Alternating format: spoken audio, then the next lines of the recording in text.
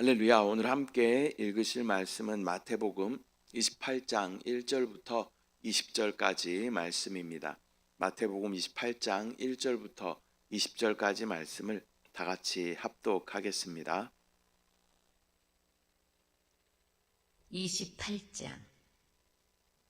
안식일이 다 지나고 안식 후 첫날이 되려는 새벽에 막달라 마리아와 다른 마리아가 무덤을 보려고 갔더니 큰 지진이 나며 주의 천사가 하늘로부터 내려와 돌을 굴려내고 그 위에 앉았는데 그 형상이 번개 같고 그 옷은 눈같이 희건을 지키던 자들이 그를 무서워하여 떨며 죽은 사람과 같이 되었더라. 천사가 여자들에게 말하여 이르되 너희는 무서워하지 말라. 십자가에 못 박히신 예수를 너희가 찾는 줄을 내가 아노라. 그가 여기 계시지 않고 그가 말씀하시던 대로 살아나셨느니라. 와서 그가 누우셨던 곳을 보라. 또 빨리 가서 그의 제자들에게 이르되 그가 죽은 자 가운데서 살아나셨고 너희보다 먼저 갈릴리로 가시나니 거기서 너희가 배우리라 하라. 보라, 내가 너희에게 일렀느니라 하거늘 그 여자들이 무서움과 큰 기쁨으로 빨리 무덤을 떠나 제자들에게 알리려고 다름질할세. 예수께서 그들을 만나 이르시되 평안하냐 하시거늘 여자들이 나아가 그 발을 붙잡고 경배하니 이에 예수께서 이르시되 무서워하지 말라. 가서 내 형제들에게 갈릴리로 가라 하라. 거기서 나를 보리라 하시니라. 여자들이 갈 때 경비병 중 몇이 성에 들어가 모든 된 일을 대제사장들에게 알리니 그들이 장로들과 함께 모여 의논하고 군인들에게 돈을 많이 주며 이르되 너희는 말하기를 그의 제자들이 밤에 와서 우리가 잘 때 그를 도둑질하여 갔다 하라. 만일 이 말이 총독에게 들리면 우리가 권하여 너희로 근심하지 않게 하리라 하니 군인들이 돈을 받고 가르친 대로 하였으니 이 말이 오늘날까지 유대인 가운데 두루 퍼지니라. 11 제자가 갈릴리에 가서 예수께서 지시하신 산에 이르러 예수를 배웁고 경배하나 아직도 의심하는 사람들이 있더라. 예수께서 나와 말씀하여 이르시되 하늘과 땅의 모든 권세를 내게 주셨으니 그러므로 너희는 가서 모든 민족을 제자로 삼아 아버지와 아들과 성령의 이름으로 세례를 베풀고 내가 너희에게 분부한 모든 것을 가르쳐 지키게 하라. 볼지어다 내가 세상 끝날까지 너희와 항상 함께 있으리라 하시니라. 아멘.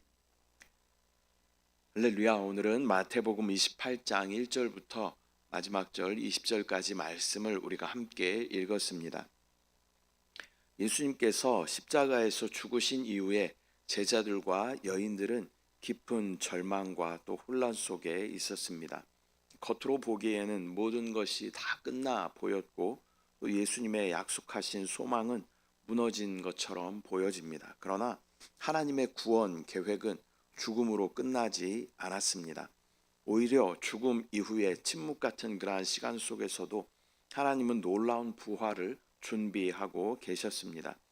이 부활 사건은 제자들의 삶을 완전히 바꾸어 놓았고 또 새로운 시대의 시작을 알리는 결정적인 그러한 순간이 되었습니다. 오늘의 본문은 부활의 아침에 일어난 사건들과 또 그 부활이 제자들에게 어떤 사명을 다시 허락하고 있는지 구체적으로 우리 가운데 보여주고 있습니다. 먼저 1절 말씀.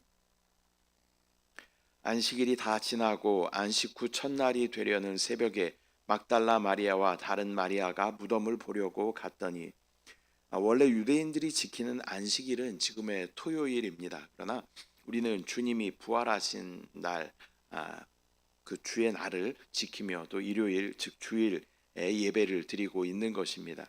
안식일이 지난 새벽 예수님을 따르던 두 여인이 무덤을 찾아옵니다.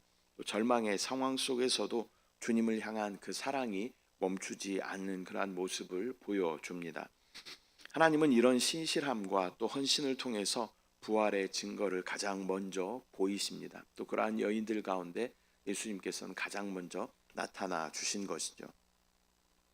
2절 말씀, 큰 지진이 나며 주의 천사가 하늘로부터 내려와 돌을 굴려내고 그 위에 앉았는데, 큰 지진이 일어나고 천사가 내려와 돌을 굴려냅니다. 이것은 인간이 막아놓은 그 장벽과 묶임을 하나님의 능력으로 깨뜨리시는 그러한 장면입니다. 부활은 인간의 손으로 막을 수 없는 그러한 하나님의 역사인 것을 다시 한번 볼 수 있습니다. 3절, 그 형상이 번개 같고 그 옷은 눈같이 희거늘. 천사의 모습은 번개 같고 옷은 눈같이 희었습니다. 이것은 하나님의 영광과 권능의 나타나심입니다. 부활은 단지 죽은 자의 회복이 아니라 하나님의 왕권이 실제적으로 다시 한번 회복되고 드러나는 그러한 사건임을 보여주고 있습니다. 4절, 지키던 자들이 그를 무서워하여 떨며 죽은 사람과 같이 되었더라. 경비병들은 천사의 나타남에 두려움으로 떨면서 마치 죽은 사람처럼 쓰러지게 됩니다. 너무 두려운 나머지 기절한 것처럼 보여집니다. 인간의 권력과 통제는 하나님의 역사 앞에서 무기력해짐을 보여주고 있습니다. 5절 말씀, 천사가 여자들에게 말하여 이르되 너희는 무서워하지 말라. 십자가에 못 박히신 예수를 너희가 찾는 줄을 내가 아노라. 천사는 여인들에게 두려워하지 말라라고 말합니다. 부활의 첫 메시지는 언제나 두려움 대신에 소망을 가져다 줍니다.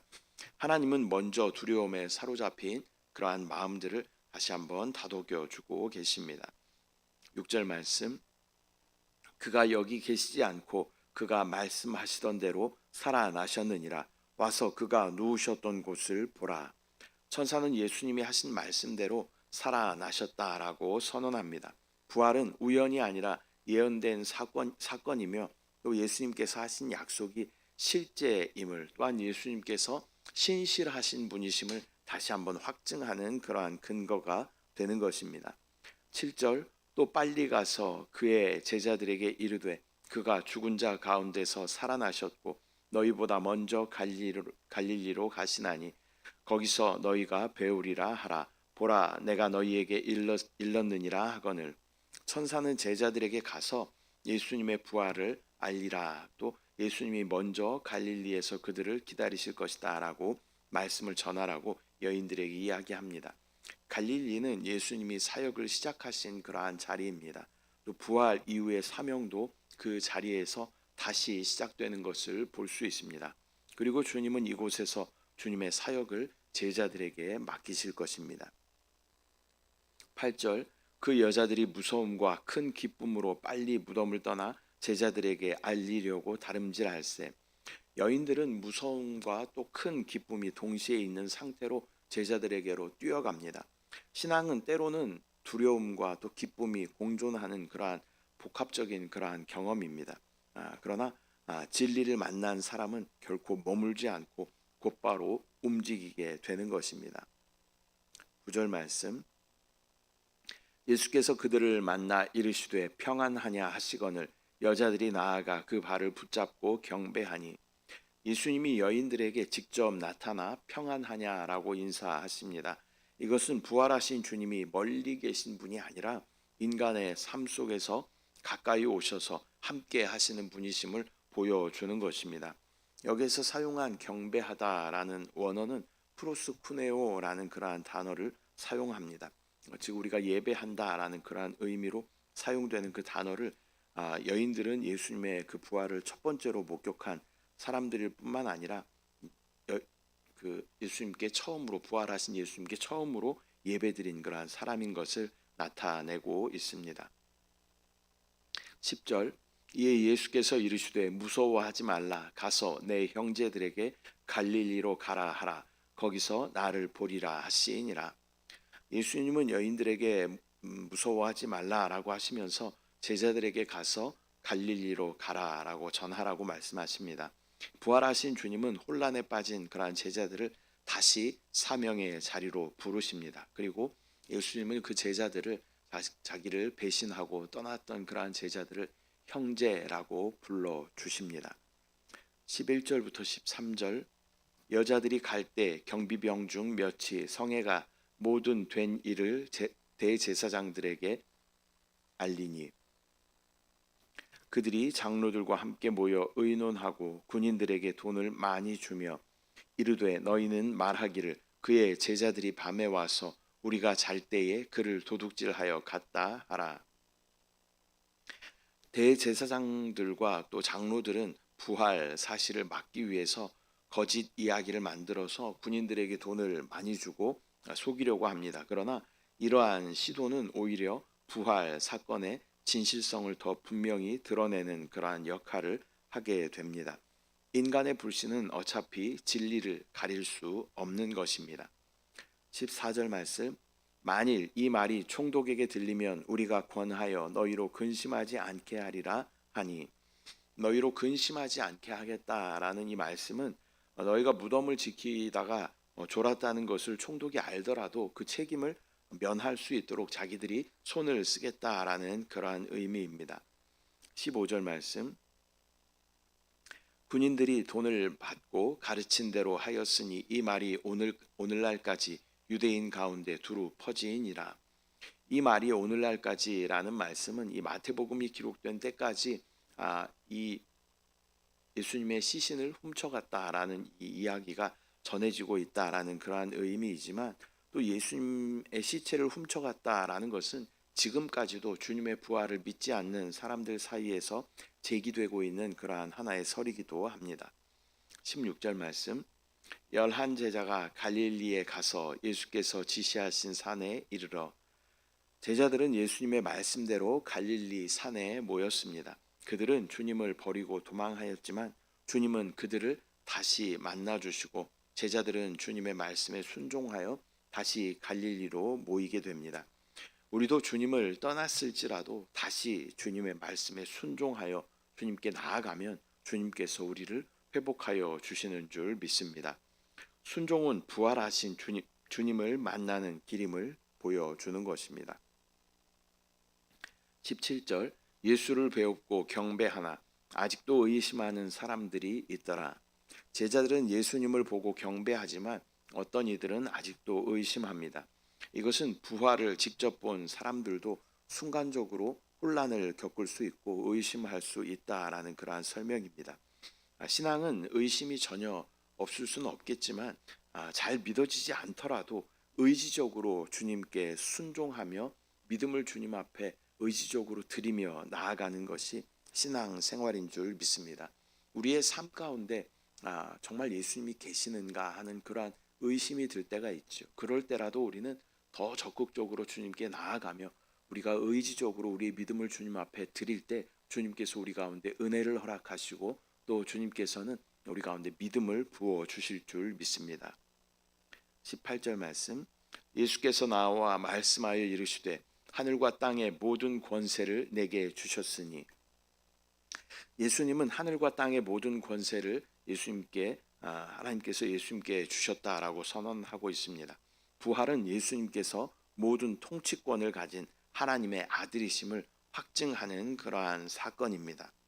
19절 그러므로 너희는 가서 모든 민족을 제자로 삼아 아버지와 아들과 성령의 이름으로 세례를 베풀고 예수님은 제자들에게 모든 민족을 제자로 삼고 세례를 베풀며 가르치라라는 그러한 명령을 주십니다. 이 마태복음 28장 18절부터 20절까지의 말씀을 우리는 지상 대명령 더 그레이트 커미션이라고 말합니다. 이 지상 대명령은 부활 신앙이 반드시 행동과 사명을 동반해야 한다라는 그러한 사실을 강조하고 있습니다. 저와 여러분도 구원받고 또 예수 그리스도의 부활의 생명을 가진 자라면 우리는 주님께서 우리 가운데 맡겨주신 그러한 사명을 끝까지 감당해야 할 줄 믿습니다. 모든 민족을 제자로 삼고 또 그들에게 침례를 베풀며 또 가르치라라는 그 명령이 저와 여러분에게도 이 제자들과 동일하게 유효한 줄 믿습니다. 20절 말씀 내가 너희에게 분부한 모든 것을 가르쳐 지키게 하라. 볼지어다 내가 세상 끝날까지 너희와 항상 함께 있으리라 하시니라. 예수님은 세상 끝날까지 너희와 함께 하시겠다라고 말씀하십니다. 이것은 단지 위로의 말이 아니라 사명을 감당할 수 있는 근거가 되는 그러한 말씀입니다. 사명을 주시면서 그러나 너희를 내가 따로 내보내는 것이 아니라 내가 너희와 함께 가겠다라는 그러한 약속의 말씀인 줄 믿습니다. 부활하신 주님은 오늘날에도 성령으로 우리와 함께 하시면서 복음의 사역을 성령님께서 먼저 친히 앞서 행하시는 것을 우리는 깨달아야 할 줄 믿습니다. 오늘은 마태복음 28장 전체를 함께 나누었습니다. 그리고 마태복음을 마무리하였습니다. 오늘의 이 본문은 우리에게 부활이 단지 과거의 사건이 아니라 오늘 우리의 삶을 변화시키는 능력이다라는 사실을 말씀하십니다. 저와 여러분은 부활의 생명으로 충만한 사람들인 줄 믿습니다. 부활하신 주님은 우리의 두려움을 넘어서게 하시며 또 우리를 제자들이 일하고 사역하였던 갈릴리, 즉 우리의 삶의 현장으로 보내시고 또 그 자리에서 모든 사람을 제자로 삼는 삶으로 부르십니다. 부활은 끝이 아니라 새로운 시작인 것입니다. 그 시작에 부활의 주님이 함께하여 주신다라고 말씀하여 주십니다. 그 부활의 생명으로 충만하여 또 맡겨주신 귀한 사명을 끝까지 감당하는 저와 여러분들 되시기를 축복합니다. 그러나 우리가 외로운 싸움을 하는 것이 아니라 우리 안에 성령이 끝까지 함께 하신다라는 이 약속의 말씀을 붙잡고 끝까지 승리해야 할 줄 믿습니다. 다음 주부터는 골로새서 말씀을 함께 나누도록 하겠습니다. 기도하겠습니다. 사랑의 주님, 은혜와 사랑을 감사드립니다. 오늘 마태복음을 마무리하면서 또 우리에게 지상 대명령을 허락하여 주십니다. 모든 민족을 제자로 삼고 또 모든 민족에게 또 침례를 베풀며 또 가르쳐 지키게 하라라는 예수님께서 마지막 우리에게 당부하신 이 말씀이 우리에게도 유효한 말씀임을 다시 한번 깨닫게 하여 주시고 모든 민족에게 또 제자를 삼고 또 침례를 베풀며 또 복음을 전파하는 가르쳐 지키게 하는 그러한 사명이 우리 가운데 있음을 믿음으로 바라보고 끝까지 달려갈 수 있도록 주여 역사하여 주시옵소서. 그러나 이 싸움이 우리의 외로운 싸움이 아니라 내 안에 함께 하시는 성령님께서 주도하시는 그러한 길임을 우리가 믿음으로 바라보고 순종하며 달려갈 수 있도록 주여 인도하여 주시옵소서. 우리 가운데 역사하신 주님을 찬양합니다. 앞서 행하신 주님을 신뢰합니다. 또 부활의 생명으로 우리 가운데 역사하신 주님을 사랑합니다. 감사드리고 예수님의 이름으로 기도드립니다. 아멘. 하늘에 계신 우리 아버지여, 이름이 거룩히 여김을 받으시오며 나라가 임하시오며 뜻이 하늘에서 이루어진 것 같이 땅에서도 이루어지이다. 오늘 우리에게 일용할 양식을 주시옵고 우리가 우리에게 죄 지은 자를 사하여 준 것 같이 우리 죄를 사하여 주시옵고 우리를 시험에 들게 하지 마시옵고 다만 악에서 구하시옵소서. 나라와 권세와 영광이 아버지께 영원히 있사옵나이다. 아멘.